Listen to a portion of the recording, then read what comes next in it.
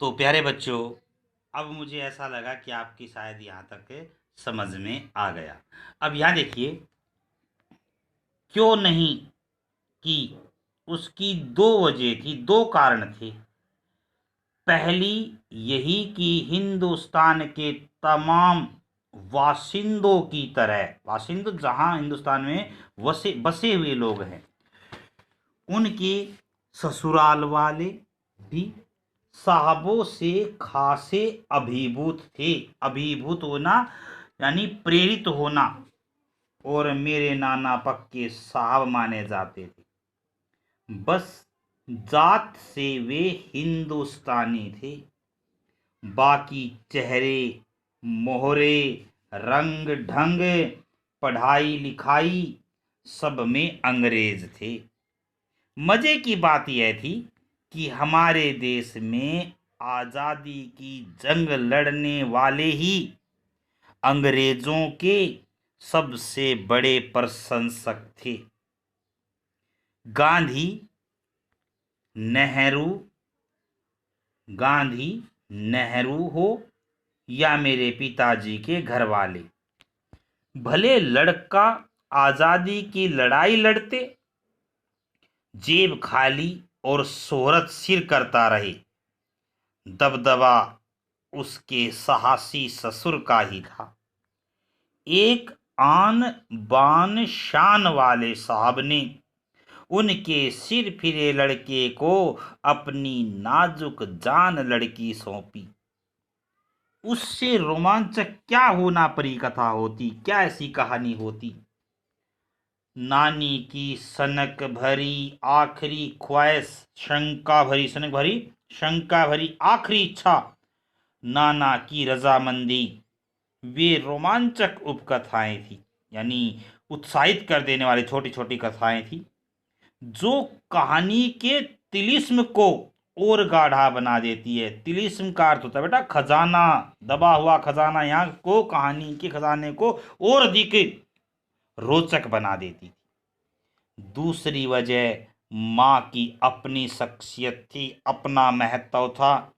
उनमें खूबसूरती, नजाकत, गैर दुनियादारी के साथ ईमानदारी और निष्पक्षता कुछ इस तरह घुली मिली थी कि वे परिजात से कम जादुई मालूम नहीं पड़ती थी। परिजात अर्थात परियों की जाति से संबंधित जादुई नगरी से संबंध रखना।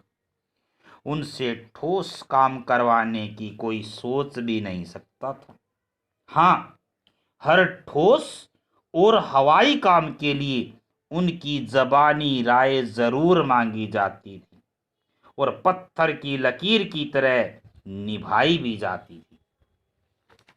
मैंने अपनी दादी को कई बार कहते सुना था, हम हाथी पे हल ना जुतवाया करते, अर्थात हाथी पे हल ना जुतवाया करते, हम पे बैल हैं। बचपन ही मुझे इस जुमले का भावार्थ समझ में आ गया था, अर्थात ये कहना, इसका भाव समझ में आ गया जब देखा था कि हम बच्चों की ममतालु परवरिश के मामले में माँ के सिवा घर के सभी प्राणी मुस्तैद रहते थे, व्यस्त रहते थे।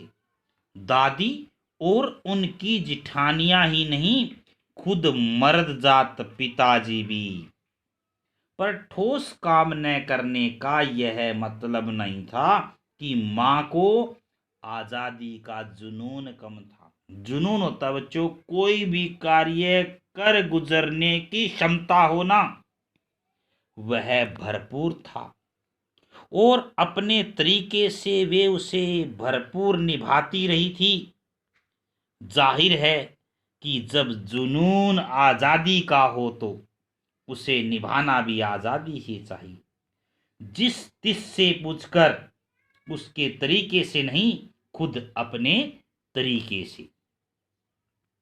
हमने अपनी माँ को कभी भारतीय माँ जैसा नहीं पाया,